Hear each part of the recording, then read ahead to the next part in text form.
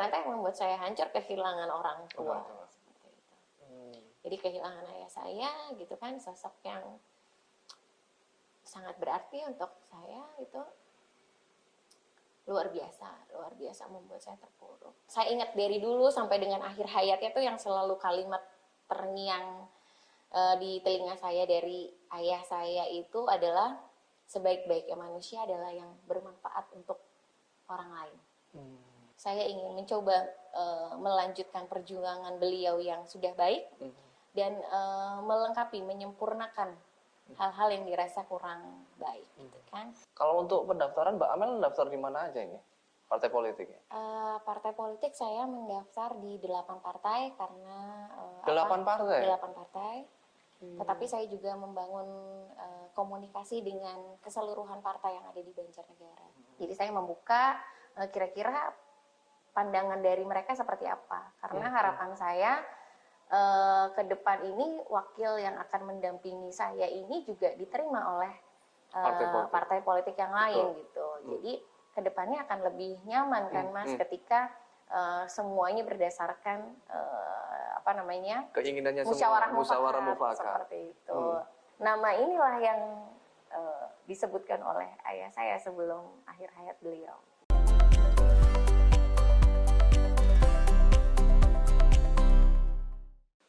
Welcome Tribuners. Berjumpa lagi dengan saya, reporter Tribun Jateng Mamduh Adi Prianto. Pilkada Banjarnegara, salah satu kabupaten yang akan menyelenggarakan Pilkada serentak 2024 di November mendatang.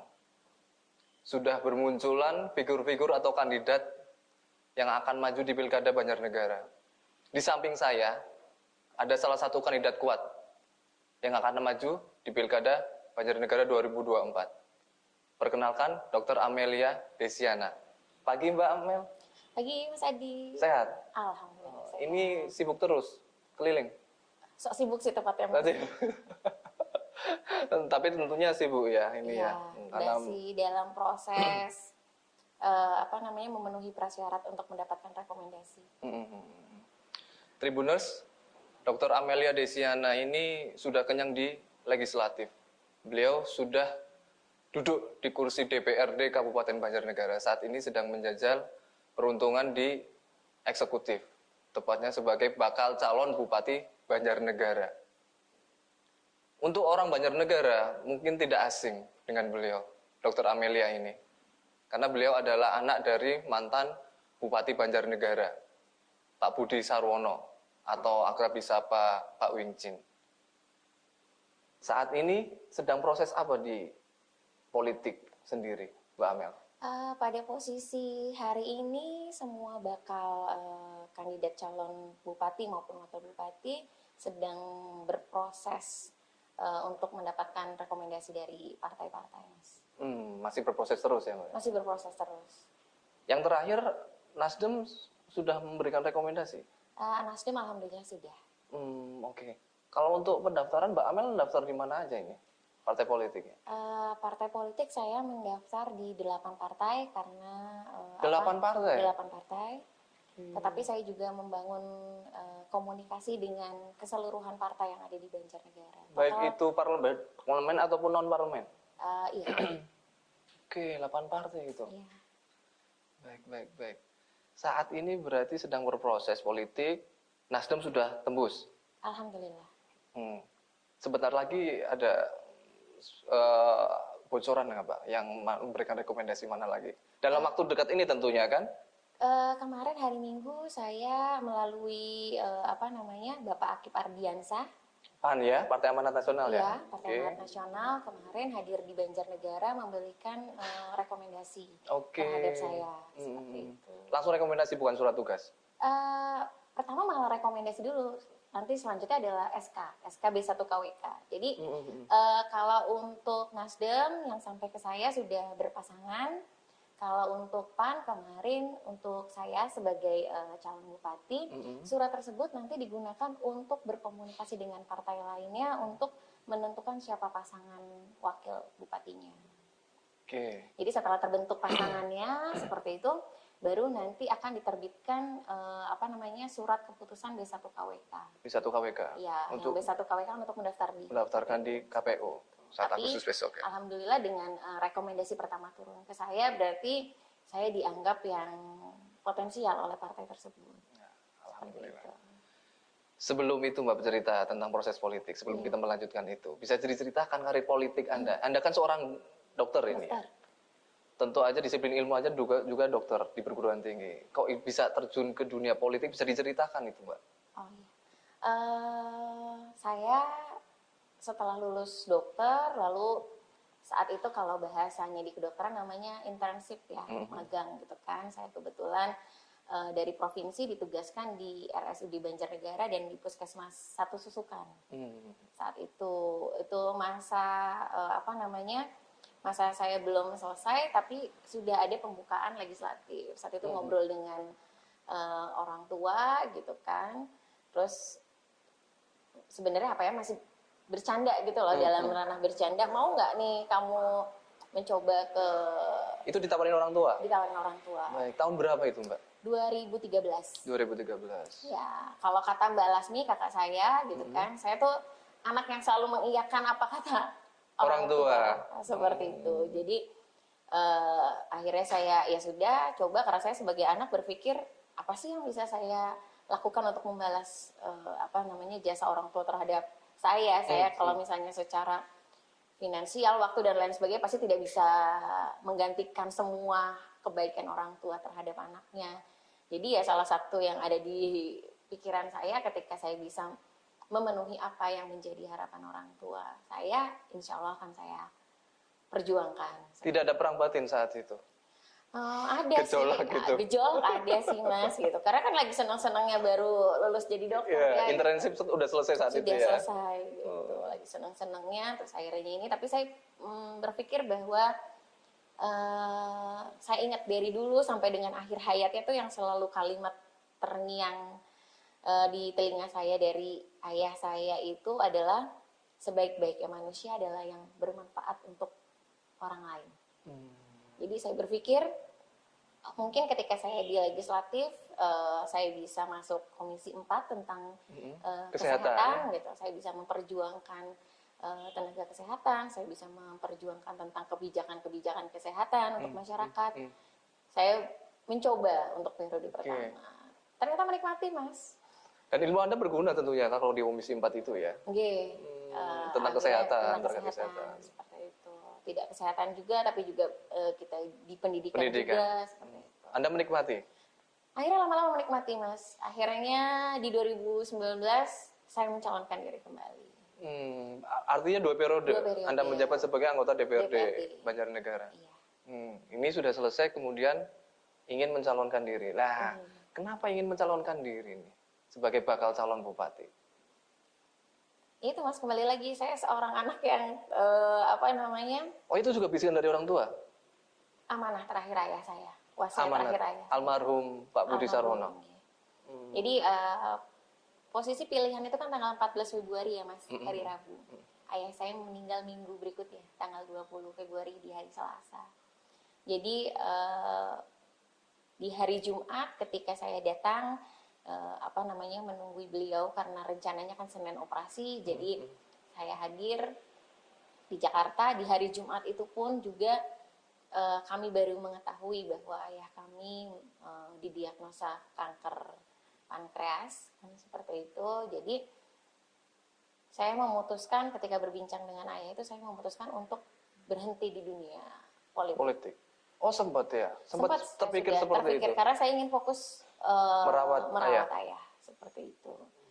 Tapi dari hari Jumat sampai dengan hari Minggu malam gitu kan, Minggu malam itu ayah saya selalu menyemangati saya. Kenapa? Karena ayo apa kamu tidak tergerak hatinya katanya melihat Banjarnegara seperti ini gitu kan. Sepeninggalnya ayah saya 3 tahun ya Mas ya, ayah saya alhamdulillah Allah kasih ujian, jadi kami apapun ya kami harus berucap alhamdulillah. Kenapa? Karena apapun itu pasti yang terbaik Mas. dari Allah gitu kan. Kami mensyukuri apapun yang Allah berikan kepada kami sebagai jalan untuk perbaikan diri. Jadi sampai dengan akhir hayatnya di minggu malam itu ayah saya mau istirahat masih menyemangati saya, apa kamu tidak tergugah hatinya, apa kamu tidak mau melanjutkan perjuangan saya gitu. Singkat cerita, saya sebagai anak itu cuma pengen menenangkan kan, ya udah papa istirahat, besok persiapan operasi, pikirkan tentang kesehatan. Kalau papa memang ingin saya melanjutkan perjuangan, insya Allah saya siap, saya bilang kayak gitu. Insya Allah saya siap. Udah sekarang kita nggak usah berbicara itu, kita berbicara tentang kesehatan papa. Pikiran sempit saya saat itu, ya saya bisa melakukan negosiasi, Mas. Yeah. Saya bisa melakukan negosiasi ketika ayah saya sembuh nantinya. Hitung-hitungan saya sebagai seorang dokter, kondisi ayah saya ini kans untuk sembuhnya tinggi. Tapi Allah berkehendak lain gitu kan. Allah berkehendak lain, pada hari Selasa malam ayah saya berpulang gitu, sehingga niat saya yang tadi ingin melakukan negosiasi ternyata tidak bisa saya lakukan. Itu ternyata keputusan yang final. Ya, panjang Mas. Prosesnya juga setelah ayah saya berpulang gitu kan, saya tidak langsung saya berpikir enggak. Saya terpuruk cukup lama gitu kan. Saya terpuruk cukup lama karena hal terberat ternyata yang saya alami itu bukan ujian-ujian sebelumnya, bukan karena kayak kehilangan harta benda dan lain sebagainya. Ternyata itu tidak begitu membuat saya hancur. Ternyata yang membuat saya hancur kehilangan orang tua. Jadi kehilangan ayah saya gitu kan, sosok yang sangat berarti untuk saya, itu luar biasa membuat saya terpuruk. Teman-teman ayah saya menyemangati Mas saat itu kan. Lalu sampai suatu ketika ada teman ayah saya itu bilang, "Dok, kalau misalnya itu istiharoh saja." Untuk meminta petunjuk gitu kan, apakah mau dilanjutkan atau tidak gitu. Dilanjutkan pencalonannya atau tidak. Akhirnya suatu ketika gitu kan, ya saya sebisanya saya sebagai seorang muslim sesuai dengan pengetahuan saya, ya saya lakukan apa yang bisa saya lakukan, sampai dengan saat itu saya mendapatkan WA dari kakak saya Mbak Lasmi gitu kan. Itu dibaca katanya kayak gitu. Saya di situ posisi masih labil. Saya sampai, Bapak belum 40 hari kok sudah membahas pilkada gitu kan. Nantilah saya bilang kayak gitu, nanti sajalah bicaranya. Enggak, siapa juga katanya yang bicarain pilkada, sih cuma mau kamu baca katanya kayak gitu. Oke, saya baca. Saya tertuju pada hari pemilihan. Ya, saat itu kan gosipnya bahwa akan diajukan ya Mas. Proses pemilihan ini akan dimajukan antara bulan September atau Oktober. Saat itu saya baca belum secara detail gitu kan. Lalu itu share jadwal berarti ya? Share jadwal, ya. Saya tertuju pada pemilihan, ternyata bulan November gitu kan. Saya bilang, ternyata nggak jadi geser nih, masih November. Jadi saat itu yang terbersit dalam pikiran saya, ya masih panjang. Saya tidak harus berpikir tentang pilkada saat itu. Jadi saya pengen membenahi diri dulu nih gitu kan, memperbaiki hati yang rapuh tadi gitu. Terus ternyata pas saya lihat hari pemilihan itu tanggal 27 November Mas. Di mana 27 November itu hari ulang tahun ayah saya. Di situ akhirnya saya merasa yakin gitu bahwa Bismillah, saya ingin mencoba gitu kan menuntaskan janji saya terhadap almarhum dan memperjuangkan Banjarnegara agar kedepannya lebih baik. Kita doakan Tribuners semoga arwah Bapak Budi Sarwono diterima di sisinya. Amin. Anda pernah terbesit nggak? Kenapa Anda yang disuruh maju dalam kontestasi pilkada Bupati Banjarnegara ini? Kenapa bukan Mbak Laksmi yang merupakan kakak Anda gitu?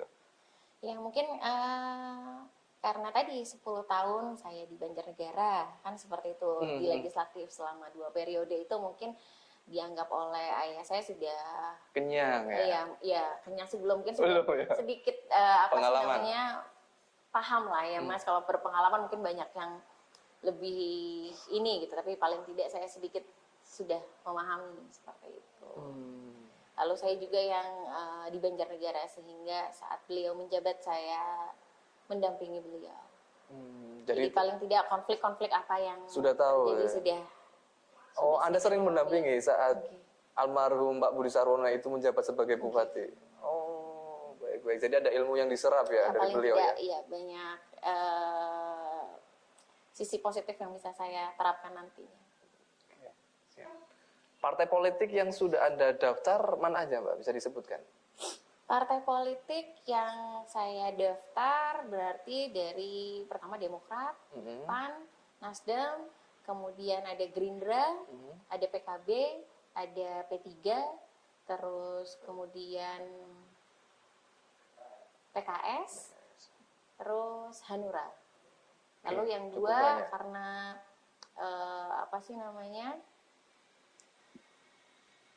satu dan lain hal gitu, saya hanya melakukan komunikasi politik.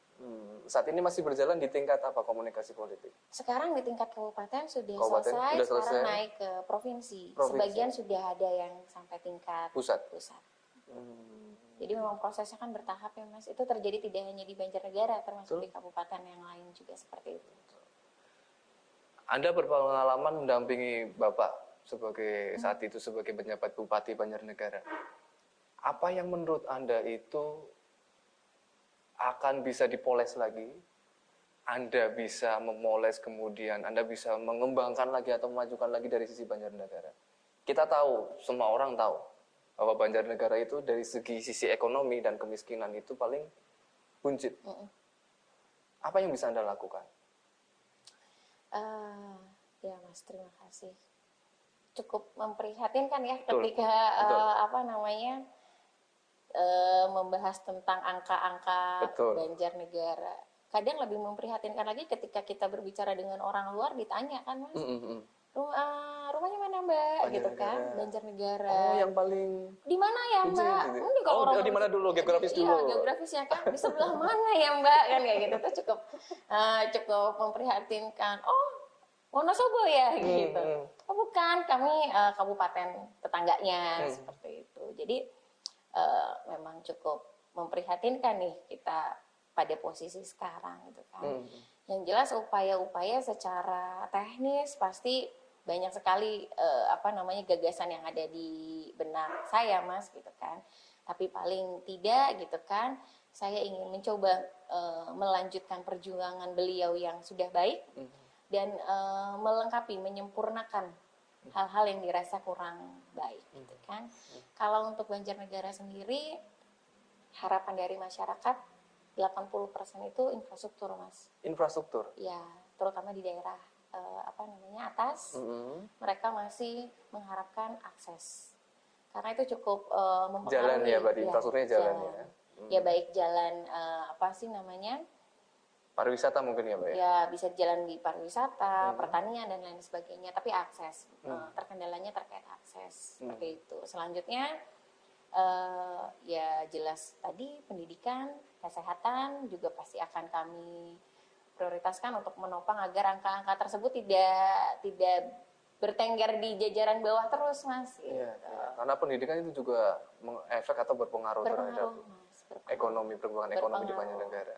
Yang kemudian bisa mendongkrak dari segi ekonomi itu. Iya, terus yang jelas kami punya kebanggaan pariwisata. Seperti itu. Terus pertanian, karena Banjarnegara pun itu sebagian besar sayur ya, pertanian sayur ya. Pertanian dan perkebunan, lalu kemudian meningkatkan UMKM. UMKM? Iya.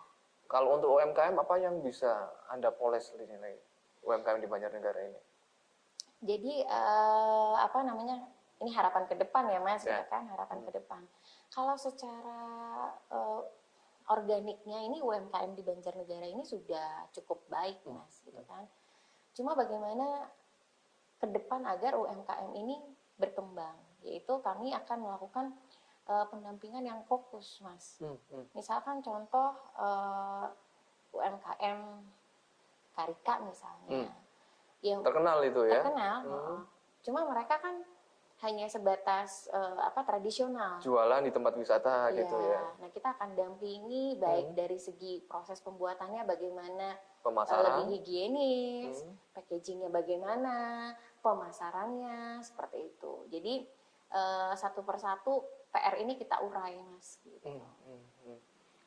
Yang menyebabkan kira-kira kalau menurut Anda juga kan sudah 2 periode di legislatif ya.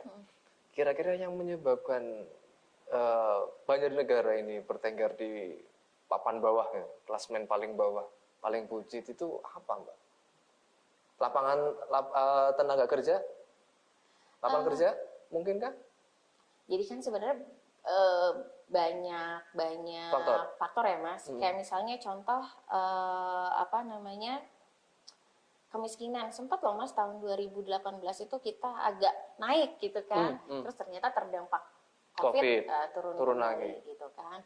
Sehingga tidak hanya bisa berucap, oh harus begini, harus A, harus B, harus C. Enggak, Mas, kita harus komprehensif kan secara keseluruhan. Karena untuk mencapai angka itu kan berdasarkan rumus A ditambah B ditambah C ditambah D gitu kan, sehingga menghasilkan hasil ending akhirnya sebuah angka tersebut. Nah, untuk menyelesaikannya kan mereka harus menyelesaikan A, B, C, dan D ini yang secara komprehensif, sehingga nantinya si angka ini mulai beranjak nih dari yang di bagian bawah bisa mulai beranjak Tren positif ke atas. ya. Iya.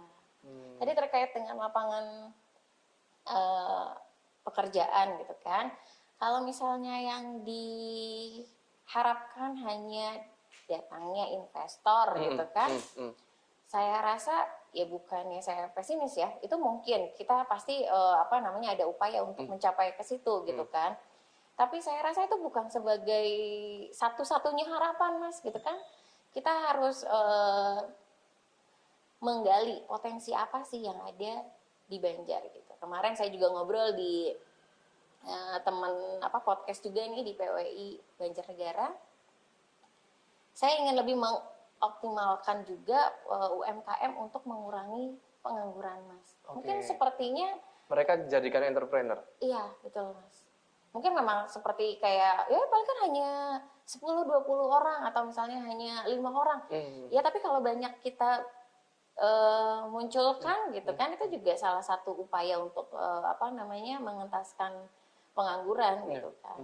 Dan ternyata pengangguran ini sendiri juga saya rasa tergantung individunya juga kan, Mas. Banyak masalahnya, permasalahannya itu pengennya tidak bekerja terlalu keras, tapi harapannya mendapatkan profit yang banyak gitu kan. Gitu. Ya kita dukung, Mas, biar tadi jadi bosnya. Kalau jadi bosnya kan berarti kan kerjaannya tidak terlalu menguras tenaga gitu kan. Tapi mendapatkan profit besar. Gitu. Oh, memang tipikalnya seperti itu ya. Inginnya seperti itu. Ya, nggak inginnya seperti itu sih, Mas. Cuma kan kita berusaha menggali potensi yang ada kan, Mas. Gitu. Baik. Stunting ini. Stunting itu kan salah satu indikator dari kemiskinan, terutama kemiskinan ekstrim. Anda berpengalaman di legislatif, kemudian Anda juga ahli ekspert di bidang kesehatan. Apa yang bisa Anda lakukan ke depan? Oke, untuk stunting ini kan besok ya, Mas, ya, insya Allah ketika Allah meridhoi gitu kan, saya tidak hanya berkutat di antara pertemuan percepatan stunting. Biasanya sering sekali ini baik di tingkat kabupaten maupun sampai dengan tingkat desa. Isinya hanya seremonial. Gitu. Yang dilakukan adalah intervensi, Mas. Intervensi. Ya gitu kan. Jadi untuk stunting ini kan tidak bisa berbicara 1 hari dan 2 hari lalu dia stunting. Tidak. Prosesnya panjang, Mas. Kita harus mengedukasi jelas gitu kan. Mulai dari pernikahan dini. Jadi bagaimana sebisa mungkin kita meminimalisir adanya pernikahan dini di Banjarnegara. Oke. Kenapa? Satu, terkait dengan organ reproduksinya ya Mas ya. Itu kan salah satu faktor yang mempengaruhi endingnya nanti ujungnya menjadi stunting itu secara fisik si ibu gitu kan. Tapi lebih besar dari itu adalah lebih ke mental si ibu Mbak, Mas. Mental si ibu ini adalah ternyata efeknya gitu kan, biasanya pernikahan dini ini nuwun sewu masalahnya ekonomi Mas. Ekonomi. Iya, dengan harapan orang tua menikahkan anaknya untuk mengurangi beban keluarga. Baik. Ya alhamdulillah Mas kalau mendapatkan pasangan yang bisa memenuhi keinginannya. Tapi kita perlu ketahui juga bahwa mental generasi yang terlalu dini ini mereka belum siap dengan kondisi pernikahan. Sehingga gitu kan angka perceraian di Banjarnegara juga cukup tinggi Mas. Karena merasa oh ya saya masih muda, pasangan masih muda, tidak cocok, kita berpisah saja kan seperti itu. Efeknya apa? Si anak Mas. Si ibu merantau, si bapak merantau, Nggak ada yang akhirnya mengurus. si cucu ini, si anak ini diurus oleh si neneknya. Dan pola asuh nenek ini nuwun sewu biasanya lebih sayang Mas terhadap cucu daripada terhadap anak. Sehingga pola asuhnya ini malah lebih cenderung mengikuti keinginan si cucu. Si nenek ini lebih mengikuti. Akhirnya yang harusnya mendapatkan asuhan gizi yang baik ini tidak, karena si anak tidak mau makan, dibiarkan, dituruti dan lain sebagainya seperti itu. Berlanjut tentang itu, sisi selanjutnya adalah proses Oh, ini ditarik panjang ya? panjang Mas. Panjang. Berarti kan Nggak harus dimulai dari anak, tapi dari sisi perkawinan malah juga. sebenarnya mencegah stunting itu menarik ke panjang Mas. Dari pernikahan dini, proses kehamilannya gitu kan, proses persalinannya, setelah melahirkan alhamdulillah di Banjarnegara sudah dilakukan persalinan dengan tenaga kesehatan kan. Setelah melahirkan ASI eksklusifnya gitu kan. Lah, poin di sini nanti mungkin pemerintah itu lebih menekankan kepada MPASI-nya Mas. Setelah 6 bulan MPASI-nya. Itu bayi berapa bulan itu? 6 bulan Mas. 6 bulan ya? 6 bulan baru MPASI, makanan pendamping ASI, itu memperkuat lagi posyandu. Nah di posyandu ini nanti selama ini juga saya turun ke lapangan mengajarkan tentang mengumpulkan data yang baik. Jadi dari segi poinnya kan sampai stunting kan angka nih Mas, gitu kan. Anak di bawah garis dikatakan stunting. Nah, kalau misalnya pendataannya tidak benar ya kita akan mendapatkan angka yang tidak benar. Dan itu berpengaruh dengan bantuan-bantuan gizi Betul. dari pemerintah ya. Betul. Nah, setelah kita memiliki data yang akurat gitu kan, kita lakukan intervensi Mas terhadap anak-anak yang sudah dinyatakan stunting atau hendak mendekati stunting. Karena bagaimana mengentaskannya ya intervensi Mas, gitu. Kita beri pendampingan makanan secara langsung. Gitu. Jadi bantuannya bukan berupa tunai gitu kan, tapi memang harapannya kita memberikan porsi makan sesuai dengan gizi yang dibutuhkan oleh si anak. Kita dampingi selama minimal itu 60 hari. Alhamdulillah sekarang di Banjarnegara ini sudah 120 hari gitu kan, untuk sampai si anak ini terentas dari stunting. Dokter Amel, apa yang Anda lakukan saat ini? Anda udah top lah namanya ya, karena Anda merupakan anggota legislatif, kemudian Anda adalah anak dari mantan bupati. Nama Anda sudah top lah, orang Banjarnegara udah tahu semuanya itu. Tapi perlu nggak, maksudnya cara pendekatan dengan masyarakat saat ini diperlukan nggak itu? Jelas perlu ya Mas ya, gitu kan. Alhamdulillah saat ini memang kalau secara vulgar gitu memang belum ya Mas. Oh oke. Maksudnya vulgar ini saya mau maju gitu-gitu enggak ya? Dalam artian bikin acara dan lain sebagainya itu memang belum kami lakukan. Terus apa yang Anda lakukan? Silaturahmi Mas. Silaturahmi ke keluarga, kerabat gitu kan. Tokoh-tokoh yang dekat dengan kami gitu kan, baik secara langsung maupun lewat media telekomunikasi lain ya Mas, baik WA, telepon itu kan intens harus kita lakukan seperti itu. Apa unek-unek yang mereka sampaikan biasanya Mbak kalau Anda terjun ke masyarakat? Ya itu rata-rata masyarakat mengharapkan kemajuan, Mas. Kemajuan karena merasa selama 3 tahun ini gitu kan eh, tidak ada pembangunan yang signifikan dirasakan oleh masyarakat. Oh, kembali ke infrastruktur berarti ya? Ya baik infrastruktur, baik pelayanan kesehatan, baik pendidikan, seperti itu. Kemudian apa lagi yang mereka sampaikan selain infrastruktur? Ada lagi soal pendidikan? Kalau soal pendidikan ini yang dikeluhkan adalah ada beberapa sekolahan yang kondisinya memprihatinkan, jadi bersekolahnya tidak di dalam sekolah gitu kan, di rumah warga, tapi kondisi pagar dan halamannya bagus, Mas. Kok bisa gitu? Nah itu juga, berarti kan menjadi PR kan, gitu. Iya, Sehingga iya. harapannya ke depan mungkin nanti dinas terkait bisa juga lebih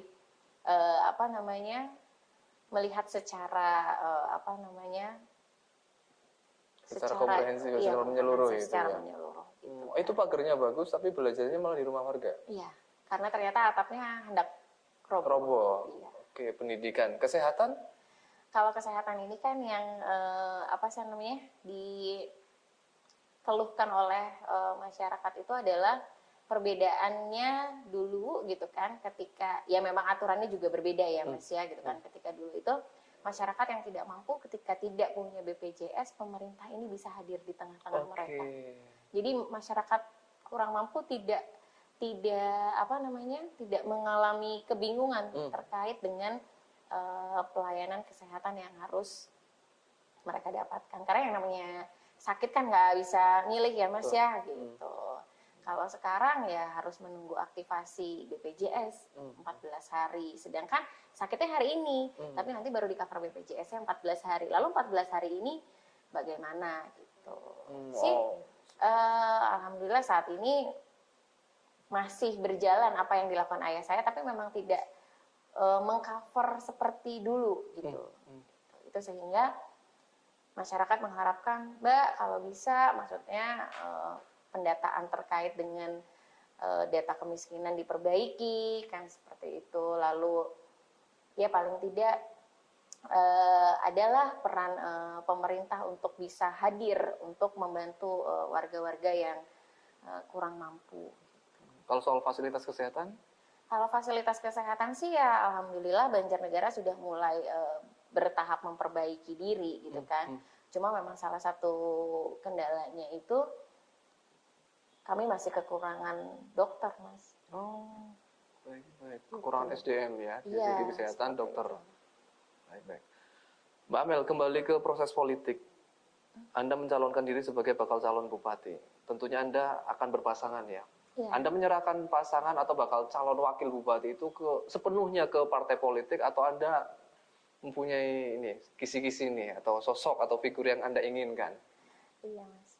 Jadi tadi Mas saya bercerita tadi di awal bahwa saya maju ya nothing tulus kan Mas, gitu kan, nothing tulus. Alhamdulillah beberapa partai ini sudah memberikan rekomendasi, berarti kan insya Allah tiket menuju pendaftaran sudah di tangan, karena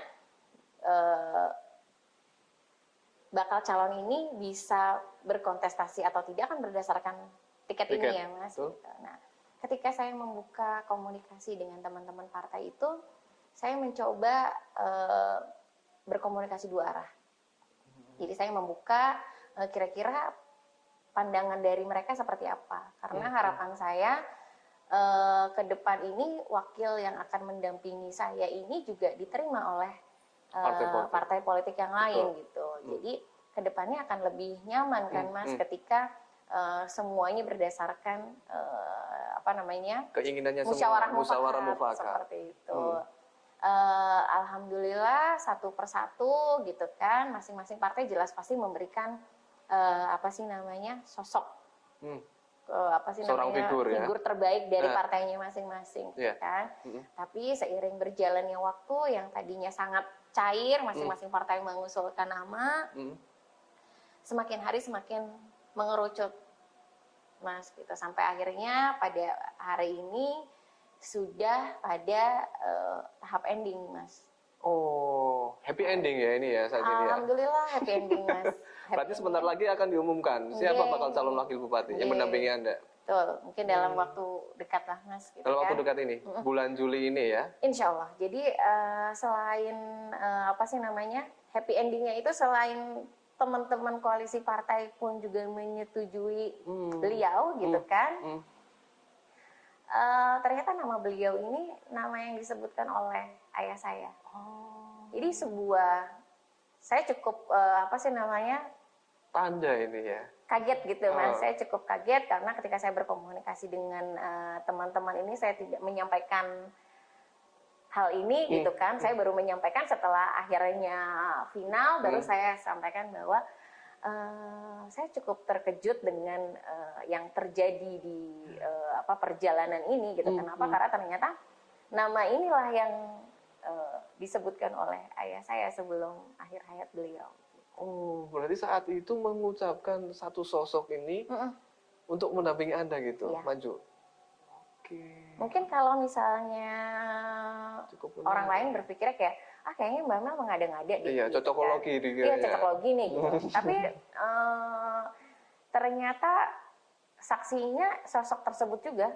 Karena ayah saya meminta menelpon, ayah saya meminta melakukan video call dengan yang bersangkutan gitu. Jadi yang bersangkutan pun juga menyampaikan kalau seandainya apa sih namanya saat itu tidak terjadi proses telepon dan video call itu ke beliau juga mungkin menganggapnya saya hanya bercerita pepesan kosong gitu kan, Mas, gitu. Hanya kayak kayaknya Mbak Mel mengada-ngada deh gitu.